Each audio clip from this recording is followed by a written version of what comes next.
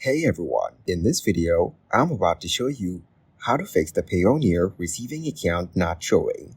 First, open Google Chrome on your computer and search for Payoneer support in the search bar. Now, click on the link that takes you to the Payoneer support homepage. Once you're on the support page, scroll down until you see the option for customer care. Click on it to proceed. Next, you will see various options. Click on Close or Reopen Account to go to the next step. Then, click on Contact Us.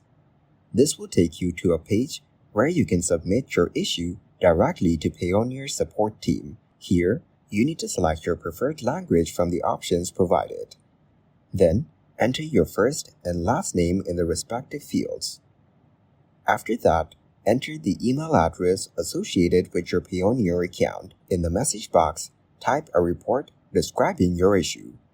You can write something like, "I'm having an issue with my receiving payment account not showing.